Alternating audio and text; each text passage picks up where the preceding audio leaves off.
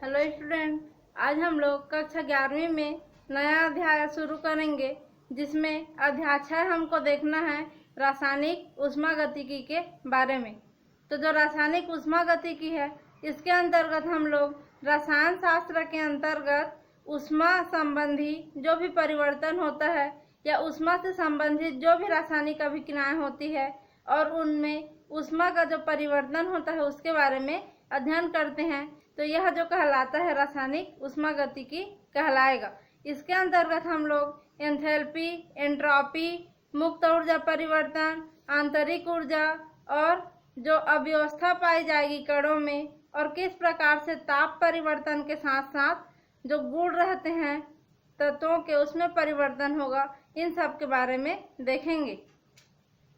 तो बहुत सारे भौतिक और रासायनिक परिवर्तन देखने को मिलते हैं वातावरण में और साथ साथ रासायनिक अभिक्रियाओं में भी। तो जो प्रकाश के कारण बहुत सारी रासायनिक क्रियाएं होती है, ऊष्मा के प्रभाव से भी होता है और ऊर्जा में परिवर्तन के कारण भी बहुत सारी रासायनिक अभिक्रियाएं होती है। तो ये जो सब परिवर्तन होते हैं ऊष्मा द्वारा, ऊर्जा द्वारा या फिर प्रकाश के द्वारा या फिर टेम्परेचर कम ज़्यादा करने से, इन सब का एक दूसरे में जो परिवर्तन है वो एक मात्रात्मक रूप से होता है। किसी की मात्रा में परिवर्तन होगा, किसी के गुण में परिवर्तन होगा। तो इन सब का विस्तृत अध्ययन ही उष्मागतिकी के अंतर्गत करना है। तो परिभाषा देखेंगे रासायनिक उष्मागतिकी का। तो जो उष्मागतिकी है वह क्या है? विज्ञान की एक शाखा है जिसके अंतर्गत भौतिक प्रक्रम और रासायनिक अभिक्रिया जो होगी उसके फलस्वरूप जो भी ऊर्जा का परिवर्तन होगा उसका अध्ययन किया जाता है। तो ऊर्जा की या फिर ऊर्जा विज्ञान वह कहलाएगा। वह प्रक्रम जिसके अंतर्गत हम लोग भौतिक और रासायनिक प्रक्रियाओं में होने वाले ऊर्जा परिवर्तन का अध्ययन करेंगे, वह ऊर्जा की या फिर ऊर्जा विज्ञान कहलाता है। यह हो गया ऊर्जा विज्ञान। अब इसी के आधार पर उष्मागतिकी को बताया है। तो उष्मागतिकी विज्ञान की वह शाखा है जिसके अंतर्गत भौतिक और रासायनिक परिवर्तन के अंदर होने वाले ऊष्मीय ऊर्जा में परिवर्तन का अध्ययन करते हैं और उनके बीच जो भी मात्रात्मक संबंध पाया जाता है उसके बारे में अध्ययन करते हैं। तो ऊर्जा विज्ञान के अंतर्गत सभी प्रकार की ऊर्जा में परिवर्तन का अध्ययन करेंगे, लेकिन रासायनिक उष्मागतिकी के अंतर्गत केवल ऊष्मा ऊर्जा में परिवर्तन का अध्ययन करते हैं और उसमें जो मात्रात्मक परिवर्तन होता है उसका भी विस्तृत वर्णन देखेंगे। तो यह कहलाएगा रासायनिक उष्मागतिकी। जो उष्मागतिकी है उसमें केवल जब रासायनिक पदार्थों का अध्ययन करेंगे, माने कि भौतिक प्रक्रम को नहीं लेंगे, तो केवल रासायनिक अभिक्रियाओं में जो ऊष्मा परिवर्तन होगा उसको बोलेंगे रासायनिक उष्मागतिकी, और भौतिक और रासायनिक दोनों को लेंगे तो उसको पूरा संपूर्ण उष्मागतिकी कहलाएगा। तो जो उष्मागतिकी है उसके अंतर्गत उष्मागतिकी के नियम दिए गए हैं। प्रथम नियम, द्वितीय नियम, तृतीय नियम। इन नियमों पर ही उष्मागतिकी का जो अध्ययन है वो आधारित रहता है। अब जो बहुत सारे सिद्धांत भी इसके अंतर्गत देखने को मिलेंगे। अब देखते हैं उष्मागतिकी का महत्व। तो उष्मागतिकी जो है नियमों के आधार पे पहला इसका महत्व है कि इसमें दिए गए ताप जो भी टेम्परेचर होगा जिसके अंतर्गत कोई क्रिया संपन्न होगी, उस टेम्परेचर पे, उसके प्रेशर या दाब पे और सांद्रता पे कोई भी रासायनिक अभिक्रिया के संपन्न होने की संभावना व्यक्त की जा सकती है। यह है इसका पहला महत्व। माने कि रासायनिक अभिक्रिया होगी कि नहीं, अग्र दिशा में होगी कि पश्च दिशा में होगी, इसकी संभावना उष्मागतिकी के द्वारा हम लोग कर सकते हैं। दूसरा है कोई रासायनिक अभिक्रिया जो दी गई स्थिति है, कंडीशन है, उस कंडीशन में किस सीमा तक कंप्लीट होगा या किस सीमा तक संपन्न होगी, इसकी जानकारी उष्मागतिकी से मिलती है। और जो उत्क्रमणीय अभिक्रिया रहेंगे उसमें साम्य अवस्था भी स्थापित होता है। तो साम्य अवस्था के पहले जो क्रिया का विस्तार किस प्रकार से होगा इसकी जानकारी भी मिलती है। तीसरा है ऊष्मागतिकी के नियमों के आधार पे हम लोग जो भौतिक रसायन के कुछ नियम हैं जिनको ऊष्मागतिकी के द्वारा हम लोग व्युत्पन्न कर सकते हैं। ये हो गया उसका महत्व। अब आगे देखेंगे ऊष्मागतिकी की सीमाएं। तो ऊष्मागतिकी का बहुत सारा महत्व अभी देखें हम लोग, इसके साथ साथ ही उसकी कुछ सीमाएं भी है, कुछ लिमिट भी है जहाँ पे ऊष्मागतिकी का ज़्यादातर उपयोग में प्रतिबंध लग जाता है। तो उन सीमाओं को देखेंगे। तो पहला है पदार्थ के स्वभाव या उसकी प्रकृति तथा उसकी संरचना के बारे में ऊष्मागतिकी में कुछ भी जानकारी नहीं मिलती है। दूसरा है ऊष्मागतिकी का जो नियम है वह केवल बड़े बड़े तंत्र, स्थूल और बड़े बड़े सिस्टम या बड़े बड़े निकाय के लिए ही लागू होता है। अणु और परमाणु जैसे जो छोटे छोटे माइक्रोस्कोपिक कण रहते हैं उनके लिए यह नियम लागू नहीं होता है। अभिक्रिया की गति और पूर्ण होने में लगने वाला समय, माने अभिक्रिया किस गति से चल रही है, माने कि रेट ऑफ रिएक्शन, और पूर्ण होने में कितना टाइम लगेगा अभिक्रिया को, इसके बारे में यहाँ कोई जानकारी नहीं देता है। और पहले माने कि प्रारंभिक और अंतिम अवस्था में जो उसकी अवस्था में पहले और अंतिम में कैसे परिवर्तन होता है उसकी क्रियाविधि के बारे में यह नहीं बताता है। इसके साथ ही यह तंत्र प्रारंभिक और अंतिम को केवल बताएगा, लेकिन उसके बीच में, शुरू और आखिरी के बीच में जो क्या परिवर्तन या चेंजेस हुआ उसके बारे में कोई जानकारी नहीं मिलती है। यह अभिक्रिया की विधि की संभावना की जानकारी में सहायता करता है, माने जो अभिक्रिया की क्रियाविधि की जानकारी देने में सहायता करता है, लेकिन विधि के जो पथ रहता है या उसका मार्ग रहता है उसके बारे में कोई जानकारी यह नहीं देता है। ये हो गए इसकी सीमाएं ऊष्मागतिकी के। अब हम लोग ऊष्मागतिकी में पढ़ने के लिए कुछ कुछ शब्दों का उपयोग या टर्म्स जिसको बोला जाता है या उसके मूल पद उसका बारे में देखेंगे जो ऊष्मागतिकी में बार बार यूज होगा। तो सबसे पहले देखते हैं तंत्र या निकाय, जिसको सिस्टम भी बोला जाता है। तो कोई भी हम लोग प्रयोग करते हैं तो किसी बीकर में करेंगे या फिर वाच ग्लास में लेंगे या फिर टेस्ट ट्यूब में लेंगे या फिर किसी बर्तन में लेंगे। तो जो भी जो पात्र रहता है वही सिस्टम कहलाता है सामान्य भाषा में। अगर परिभाषा के रूप में देखें तो ब्रह्मांड का वह भाग जो कि प्रयोग या सिद्धांत के खोजों के लिए चयन किया गया है निकाय या तंत्र कहलाएगा।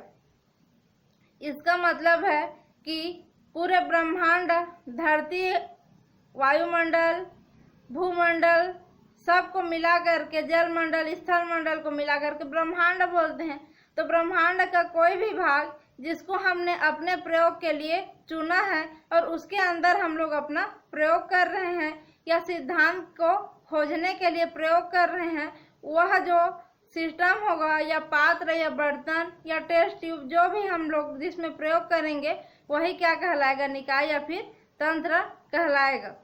और उसमें दाब, आयतन और ताप का मान हमारे प्रयोग के आधार पे विशेष रूप से हम लोग व्यवस्थित कर सकते हैं, समायोजित उसको कर सकते हैं। तो वही ऊष्मागतिकी तंत्र कहलाता है, या फिर इंग्लिश में बोलेंगे तो सिस्टम कहलाएगा।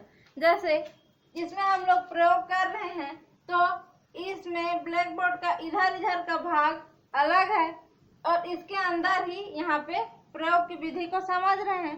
तो इसके जो अंदर का भाग होगा इस बॉटल के, वो क्या कहलाएगा, सिस्टम कहलाएगा। और इसके बाहर के भाग को छोड़ देंगे, केवल अंदर का भाग इसमें सिस्टम कहलाएगा। उसके बाद जो संपूर्ण निकाय होता है उसका भौतिक गुण और रासायनिक गुण एक समान होगा, तो उस प्रकार का जो निकाय होगा वो समांगी निकाय कहलाता है।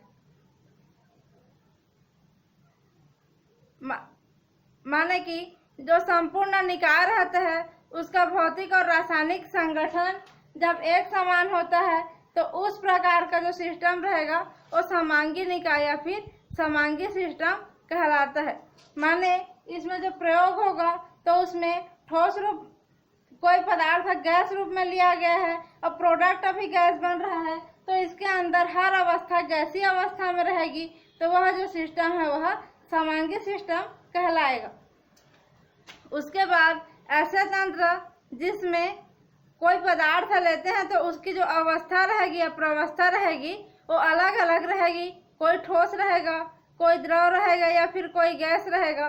तो इस प्रकार से अलग अलग अवस्था के किसी पदार्थ को, जैसे यहाँ पे यह ठोस है लेकिन इससे गैस बनेगा तो यह ठोस हो जाएगा और जो बनेगा वो गैस हो जाएगा, तो अलग अलग प्रावस्था हो गई। तो इस प्रकार से जो सिस्टम रहेगा उसको विषमांगी सिस्टम या विषमांगी तंत्र बोला जाता है, हेट्रोजेनस सिस्टम या फिर विषमांगी तंत्र। यह हो गया। अगर जो समांगी सिस्टम है उसमें सब में रिएक्शन भी लिखेंगे तो उनके नीचे जी लिखाएगा, गैस रहेगा तीनों, तो अगर ठोस रहेगा तो एस लिखाएगा और लिक्विड रहेगा या द्रव रूप में रहेगा तो एल लिखाएगा, और जो उसमें अवस्था को प्रदर्शित करेगा। अब ये तो हो गया पहला सिस्टम। दूसरा देखेंगे परिवेश या फिर पारिपार्श्विक। इसका मतलब है तंत्र के अलावा, ये हमारा तंत्र हो गया, इसके अलावा ब्रह्मांड का जो भी बचा हुआ भाग है वो क्या कहलाएगा, परिपार्श्विक कहलाएगा, और उस परिपार्श्विक का तंत्र पर सीधा प्रभाव पड़ता है। परिभाषा में देखेंगे तो तंत्र के अलावा ब्रह्मांड का वह भाग जो कि तंत्र पर सीधा प्रभाव डाल सकता है परिपार्श्विक कहलाता है। माने इस तंत्र को छोड़ के इसके चारों ओर का और पूरे ब्रह्मांड का जो भी भाग, इसको छोड़कर परिपार्श्विक या फिर क्या कहलाएगा, सराउंडिंग कहलाता है। और जो ब्रह्मांड रहता है वह निकाय प्लस पारिपार्श्विक से मिलके बना रहेगा। ब्रह्मांड बराबर क्या हो जाएगा, निकाय धन परिपार्श्विक। ये हमारा निकाय है और इसके अलावा हर भाग परिपार्श्विक है, तो निकाय प्लस परिपार्श्विक करेंगे तो पूरा ब्रह्मांड उसमें आ जाता है। अब देखेंगे कि निकायों के प्रकार या फिर टाइप्स ऑफ सिस्टम। अभी हम लोग देखें सिस्टम, अब देखेंगे यही जो सिस्टम रहता है यह कितने टाइप का होगा। बाहर को नहीं देखना है, केवल सिस्टम को देखेंगे तो यह सिस्टम कई प्रकार का हो सकता है। तो उसमें देखेंगे पहला है खुला तंत्र या फिर ओपन सिस्टम, या फिर उसको बोलते हैं खुला निकाय। तो वह निकाय जिसमें पदार्थ, माने कि पदार्थ होगा तो उसका अपना भार होगा, भार होगा तो उसमें द्रव्यमान होगा। तो पदार्थ या द्रव्यमान तथा ऊर्जा दोनों का आदान प्रदान संभव होता है। किसके साथ, तंत्र है, इसमें कोई पदार्थ लेंगे तो उसका जब बाहर वाले के साथ ऊर्जा का भी आदान प्रदान होगा और द्रव्यमान का भी आदान प्रदान होगा, तो वह जो सिस्टम है वो क्या कहलाएगा, खुला सिस्टम या फिर खुला निकाय कहलाता है, या फिर इसको ओपन सिस्टम बोलते हैं। यहाँ पे इस वाले प्रयोग में देखते हैं, यहाँ हम लोग कैल्शियम कार्बोनेट लिए हैं, तो CaCO3 जो कैल्शियम कार्बोनेट रहता है ये सॉलिड रूप में रहेगा। उसके बाद ये बनाता है CO2 प्लस CaO, ये बनाएगा calcium oxide plus carbon dioxide. तो पहले इसको लेंगे, उसके बाद यहाँ से ऊर्जा, इसमें ऊर्जा को एरो के द्वारा बताया है, तो इसके अंदर और बाहर ऊर्जा का आदान प्रदान होता है। और यहाँ पे द्रव्य लिखा है, तो द्रव्य माने द्रव्यमान वाला पदार्थ, तो पदार्थ का भी आदान प्रदान होगा। तो यह जो तंत्र है इसका मुंह यहाँ पे खुला हुआ है, तो ये कहलाएगा खुला तंत्र, और इसमें ऊर्जा और द्रव्य दोनों का आदान प्रदान संभव है। उसके बाद दूसरा देखेंगे, यहाँ पे देखो ऊर्जा का आदान प्रदान हो रहा है, माने कि यहाँ की ऊर्जा बाहर भी जा सकती है ना यहाँ से। अब यहाँ जो कार्बन डाइऑक्साइड बना है ये भी बाहर निकल रहा है यहाँ से, तो इसका दो भाग में से एक भाग बाहर निकल गया, यहाँ पे कैल्शियम ऑक्साइड बस बचेगा, तो CO2 भी एक, इसका भी कुछ ना कुछ द्रव्यमान होगा, तो ऊर्जा और द्रव्य दोनों का आदान प्रदान यहाँ पे होता है। उसके बाद दूसरा देखेंगे तो दूसरा आता है क्लोज्ड सिस्टम या फिर बंद निकाय। तो इस प्रकार के निकाय में क्या होगा, केवल ऊर्जा का आदान प्रदान परिवेश के साथ होगा, लेकिन उसमें द्रव्य का आदान प्रदान नहीं होता है, तो वह जो निकाय है बंद निकाय कहलाएगा। अगर हम लोग कैल्शियम कार्बोनेट, इसमें भी क्या लेंगे, कैल्शियम कार्बोनेट लेते हैं उसी प्रकार से, और इसमें क्या करते हैं, इसके मुंह पे एक ढक्कन या कार का जो आता है ना, प्रयोगशाला में मिलता है, रबर का रहता है या लकड़ी का रहता है, यहाँ पे कार का को लगा देते हैं तो ढक्कन उसका बंद हो जाएगा, मुंह बंद हो जाएगा। अब यहाँ पे कैल्शियम कार्बोनेट लेंगे, उसके बाद इसको जब गर्म करते हैं तो गर्म करेंगे तो ये यहाँ भी बनेगा CaO प्लस CO2 बनेगा।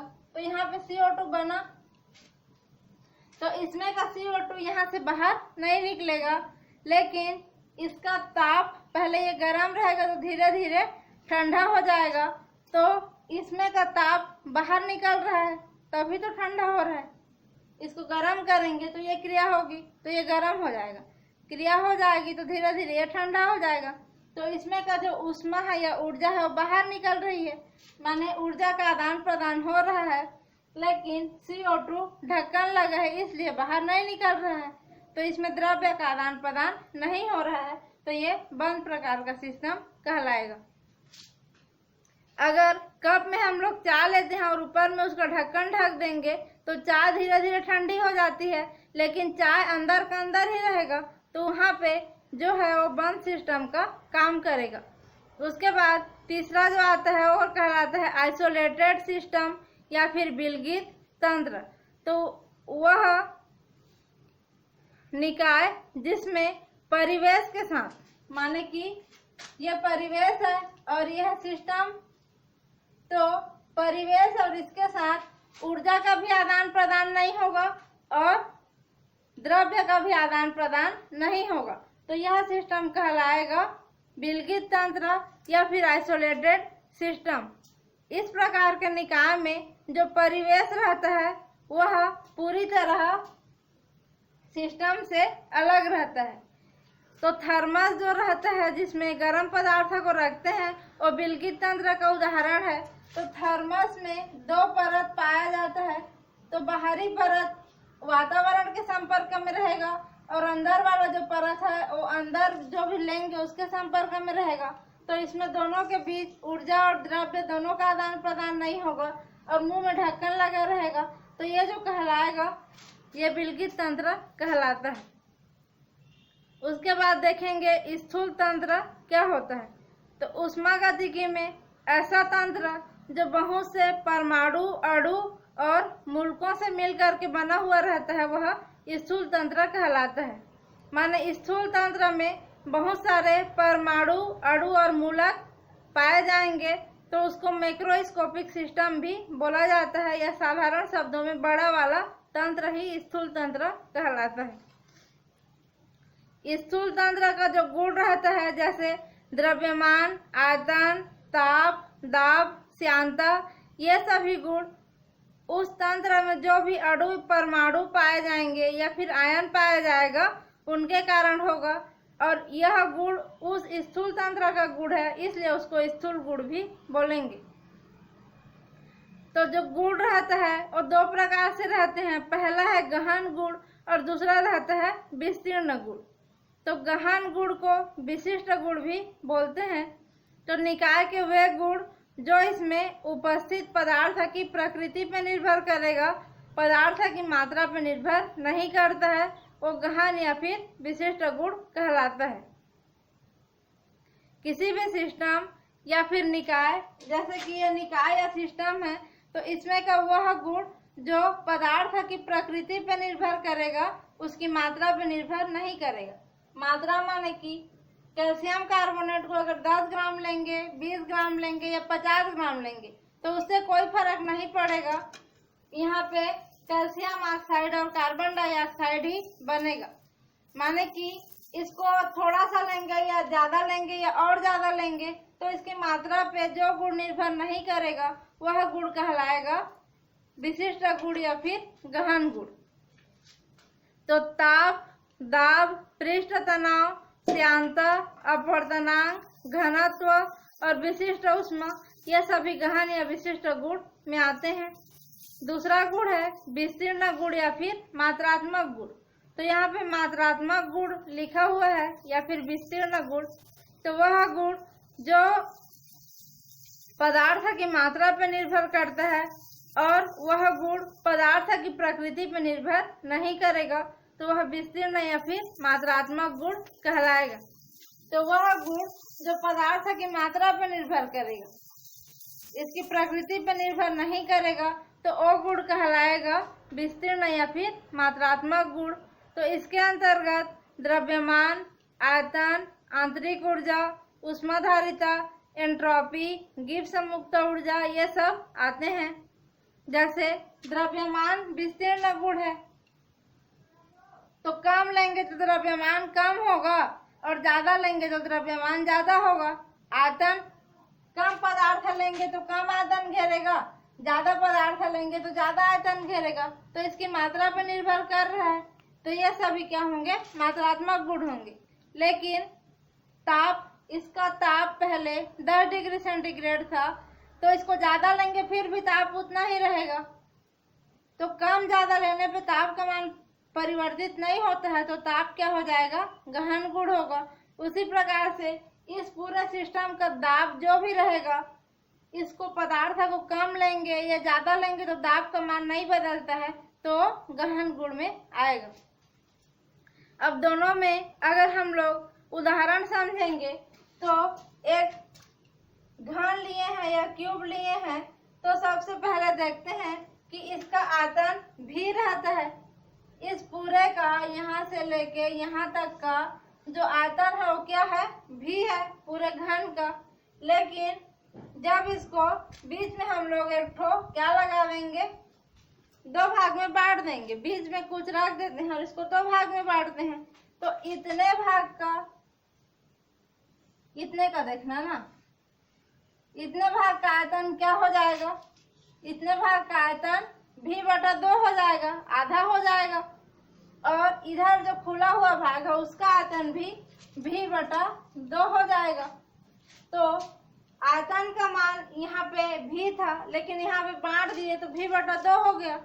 तो आयतन में परिवर्तन हो रहा है, तो मात्रात्मक गुण है, क्योंकि इसकी मात्रा बड़ा वाला मात्रा में था, यहाँ पे बड़ा था तो बड़ा है तो पूरा v है, लेकिन उसका आधा हो गया तो मात्रा उसकी कम हो गई तो v/2 हो गया।